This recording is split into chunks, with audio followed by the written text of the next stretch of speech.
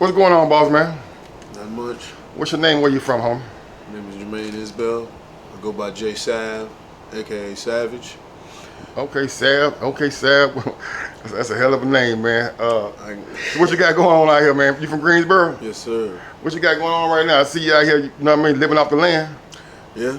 I guess you could say a product of my environment. It's the nature of the beast.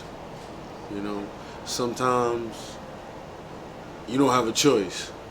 You always got a choice. You got a choice. choice. It's hard. It's a hard choice, but once you make that first choice, the rest of the choices are automatic. Artie, what you mean by that? Explain it a little bit, because some people might not understand that. I mean, when you choose this addiction, what type of addiction? Crack cocaine. Okay.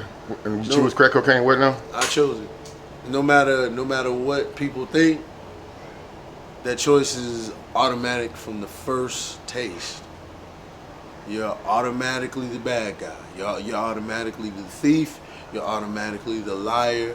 You're automatically the sinner. And that alone reminds me of Scarface. The scene when he says, you need someone to point the finger at to say, that's him.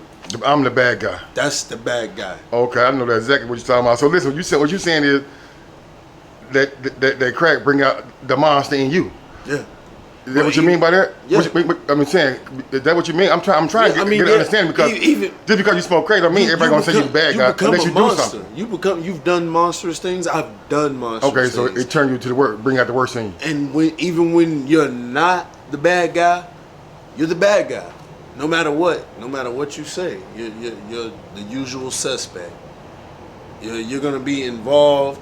You could be 10,000 miles away. Guess what? Nah, fuck that. Hell nah. You was there. It was you, huh? They said it was you. All it took was that one person, that two people.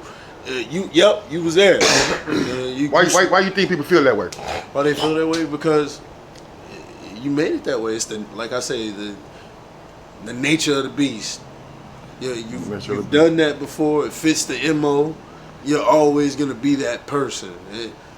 First impression type shit. A smoker's first impression to a person is deceiver, manipulator, two-faced, con artist.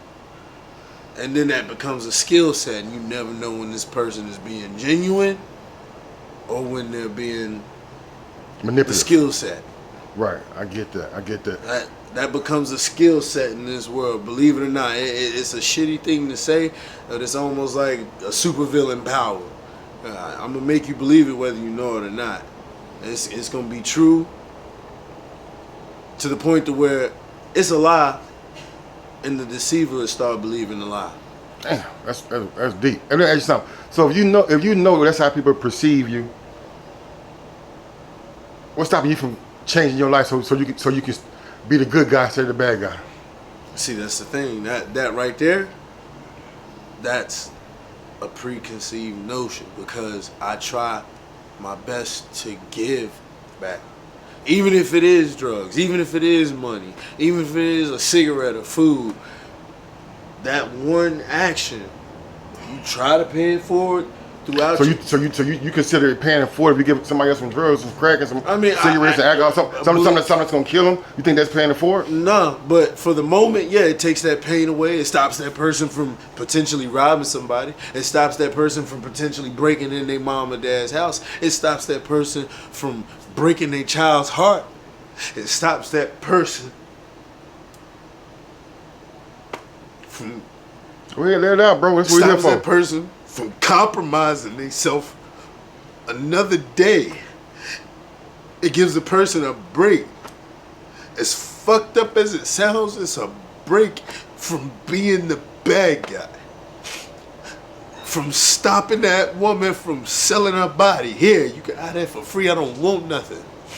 It stops your homie from doing the shit that he does that might have him locked up forever again, and you lose your best friend, your nephew, like I did, to the system.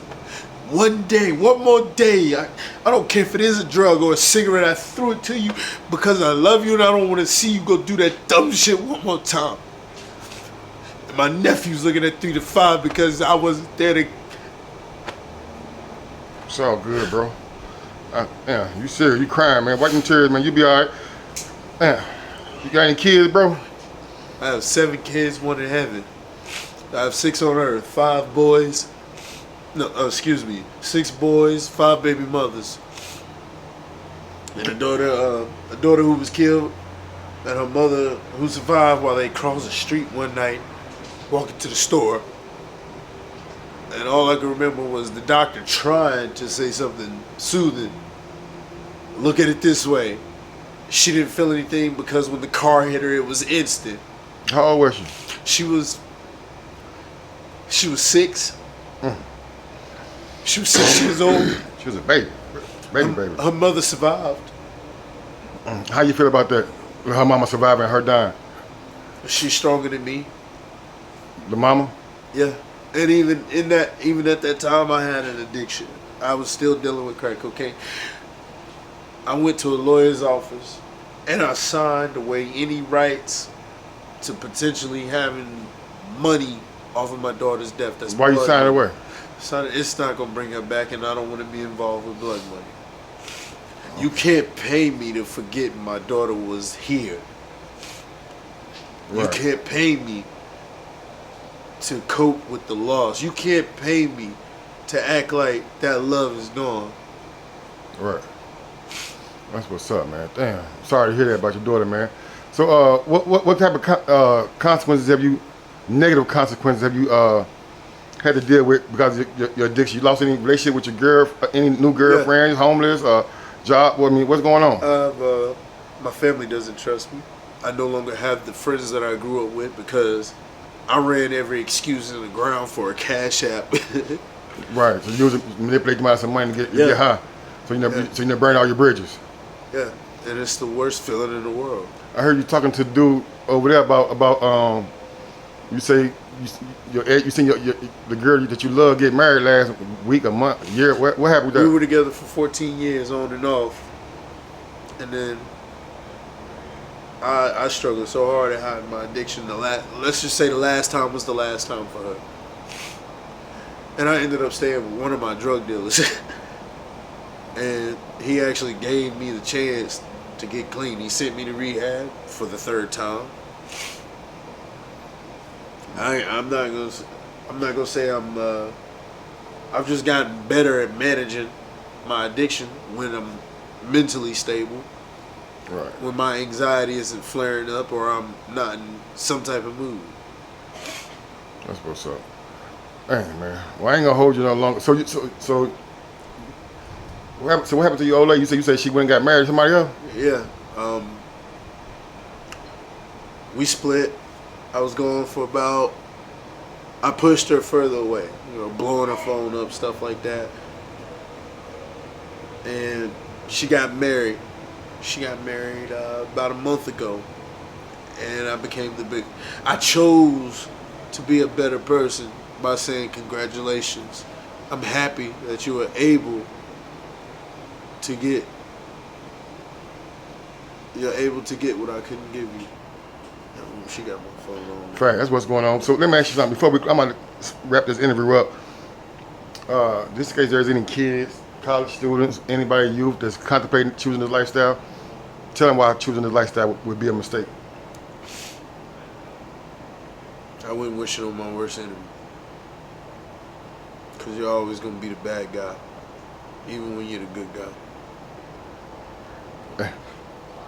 That's excellent advice, man. I appreciate. I got a donation for you, man. Let's go.